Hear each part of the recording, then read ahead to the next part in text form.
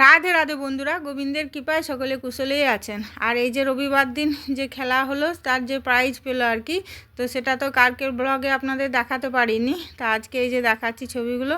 আর এই যে রুমের মধ্যে সবাই খেলছে, এখানে রিমোশনও আছে আপনার, কিন্তু কোনটা এখন চিনতে পারা যাচ্ছে না।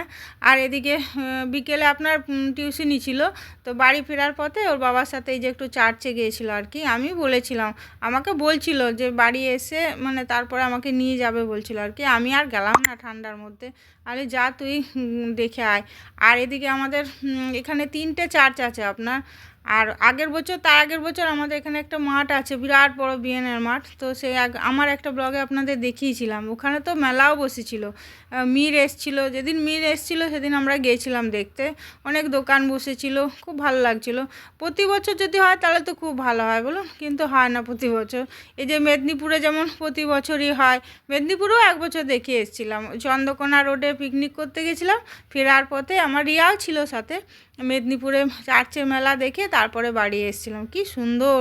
আর যাবো করেছিলাম, কিন্তু যাওয়ার হয়নি। তা সে এক বছর জোর গেছিলাম আর কি।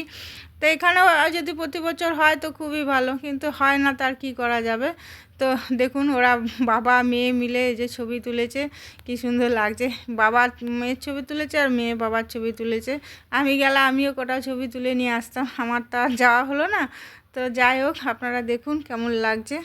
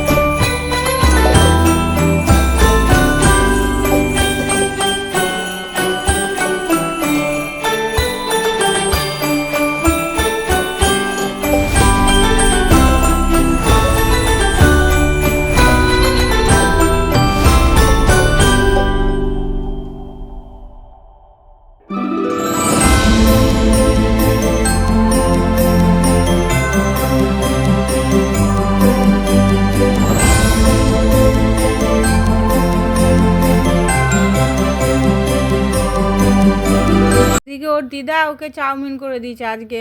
আমার পুজো দেওয়া হয়নি, আর ওর খিদে পেয়ে গেছে, মাকে বললাম তুমি করে দাও। আর আমি পুজো দিয়ে বেরিয়ে যে ভাত ডাল আর এই ফুলকপি আলু তরকারিটা বসালাম আপনার। আর প্রতিদিন সে একই রকম আদা জিরে দিয়ে করতে হয় ফুলকপি, আর মায়ের জন্য করতে হয় আর কি, পেঁয়াজ রসুন দিয়ে করতে পারি না। আর ওর বাবা আজকে চিৎকার করছিল, বলে সব দিন একই রকম করো, একটু অন্যরকমভাবে করতে পারো না। আর কি করব বলো, একটা সবজি কি আর দুরকমভাবে করতে ইচ্ছে করে বলুন। তা আজকে তো নিরামিষ মঙ্গলবার, কিন্তু রিমুর জন্য আর ওর বাবার জন্য যে দুটো ডিম সেদ্ধ করতে দিয়েছি আপনার। ওরা মঙ্গলবারটা খেতে চায় না, আর আমি সে বজরংবলির বার বলে নিরামিষ খাই তো। আর এই যে এখন একটু ওই যে বড়ি আলু দিইনি আপনার, বড়ি আর টমেটো দিয়ে কাঁচা লঙ্কা দিয়ে একটু পোস্ত করছি মায়ের জন্য। আর এদিকে এই যে নিরামিষ সবজিগুলো সব টেবিলে নিয়ে চলে আসলাম। আর ডিম সেদ্ধটা এখনও হয়নি, একবারই গরম গরম দেবো আর কি ওদেরকে, ওটা এখনও গ্যাসে হচ্ছে। প্রতিদিনের মতো দুপুরে লাঞ্চে থালি নিয়ে চলে আসলাম। আর আজকে তো আপনার বছরের শেষ দিন, সবাই খুব ভালোভাবে কাটান। আর কালকে তো আরও ভালোভাবে কাটাবেন, কালকে বছরের প্রথম দিন। আমার অনেক শুভকামনা রইল আপনাদের জন্য, ঠিক আছে। আর আজকে তো মঙ্গলবার নিরামিষ, কিন্তু রিমুসোনার আর ওর বাবার জন্য একটা করে ডিম সেদ্ধ করেছি, বাকি এমনি নিরামিষ সব করেছি আর কি। তো চলুন কী কী রান্না করেছি দেখায় আপনাদের। বেগুন ভাজা তো রোজই থাকবে আমার, জানেন তো। আর এটা আপনার হচ্ছে বতুয়া শাক, ওটা আলু বেগুন দিয়ে একটু সর্ষে বাটা দিয়ে করেছি আপনার। আর এই যে একটা ডিম সেদ্ধ করে দিয়েছি, ওর বাবাকেও একটা করে দিয়েছিলাম। আর এই অরহরের ডাল, আর এটা টমেটো আলু বড়ি দিয়ে আপনার পোস্ত, আর ফুলকপি আলুর তরকারি, আর আলু ভাজা। আজকে আর চাটনি করিনি আপনার, এই পোস্তটা একটু টক টক করেছি আর কি। তো ঠিক আছে, খাওয়া দাওয়া করুন। এই শাকটা খেতে আপনার খুব ভালো লাগে, একটু বাছতে কষ্ট হয়, খুব বালি থাকে, আপনার ভালো করে ধুতে হয় ওই জন্য। ঠিক আছে, তাহলে খাওয়া দাওয়া করুন, আমরা খাওয়া দাওয়া করি।